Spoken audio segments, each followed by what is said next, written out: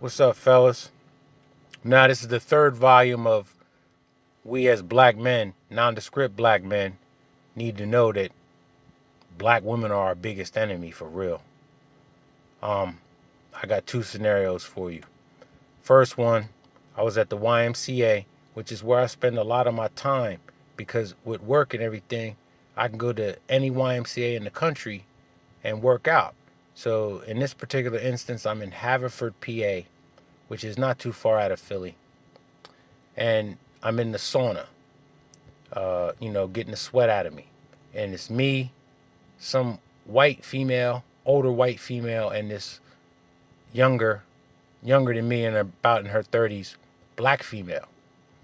And, there's a clock outside, but I'm too lazy to get up because I'm laying down, relaxing.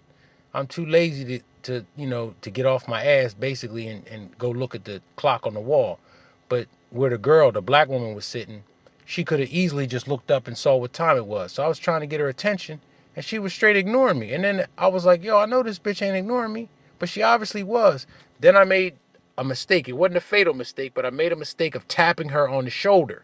You don't touch these motherfuckers. You just don't touch them. And she was like, why are you touching me? And I'm like, wow. I hope you don't think that I'm trying to get with you because you're not my type. You overweight and you dark skinned. Now, the fact that she was overweight, but the fact that she was dark skinned, that's not, I just said I knew how black women feel about being dark skinned and I knew that was going to piss her off because she pissed me off by, what's the common, you can't be common and courtesy. And if I was a white man, she'd have had no problem with what, she would have responded to me when I said, hey, excuse me. But anyway, she got upset about that. I said, yeah, you're not my type. You're overweight. You're dark skinned. Where are you the standard of beauty anywhere in the world? Then I went a little bit further and that's the one thing about me, man. I know how to cut you deep with words. Like, if people are smart, they would never try to engage me with no roast and shit. Because I'll say some shit to make you want to fucking cry. For real.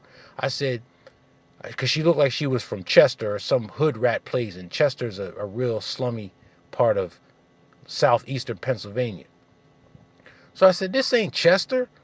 Because she said, I don't know you. And I said, this ain't Chester. You ain't got to worry about me doing anything to you. I said, by looking at you, I can tell that you've got at least one child, that you're not married to the father. You probably got a job making less than $15 an hour. You probably don't got good credit.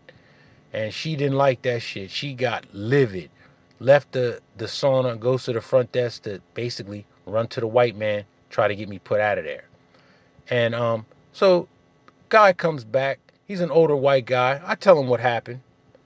And he basically didn't want me to leave, but because she was raising so much of a stink, he was like, I think it would be better if you just left. And I'm like, yeah, I understand that.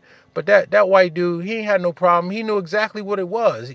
He probably knew about all this Me Too shit and these women think that they're more than they actually are.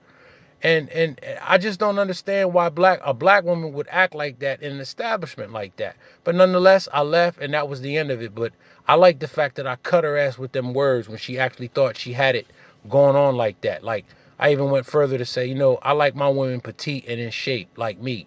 And then I stood up and I got, no lie, a 6-pack, really an 8-pack with a 42-inch shoulders and a 30-inch waist. But I'm light in the ass to only weigh about 140 pounds. So, but still, that's scenario number one.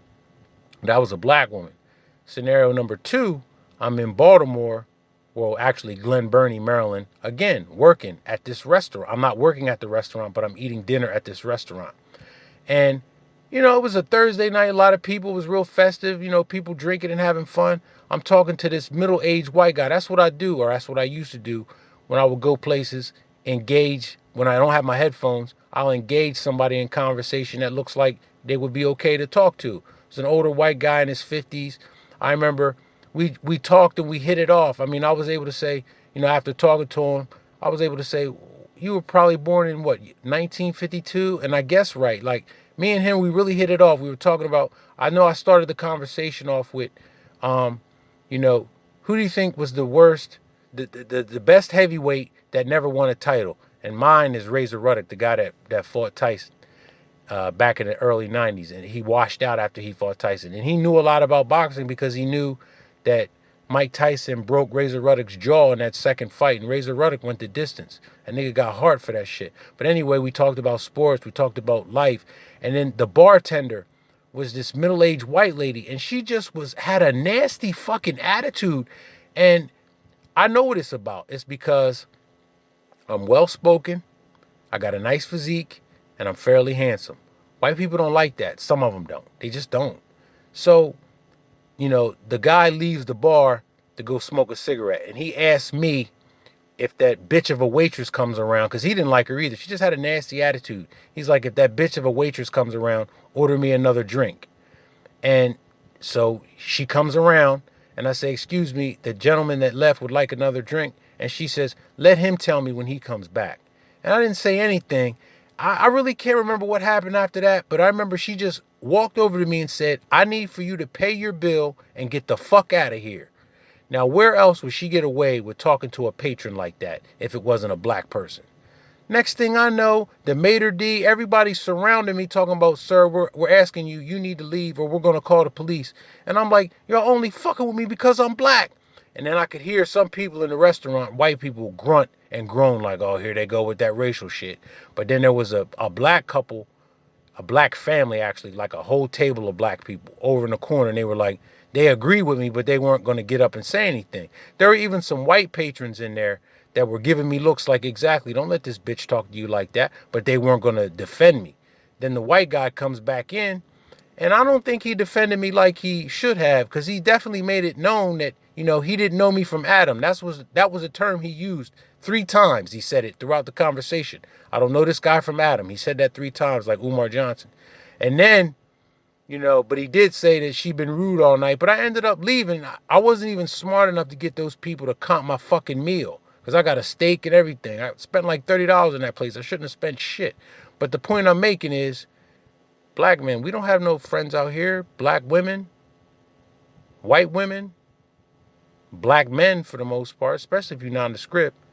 White men, nah. We don't got nobody, man. Remember that shit. Have a good day, y'all.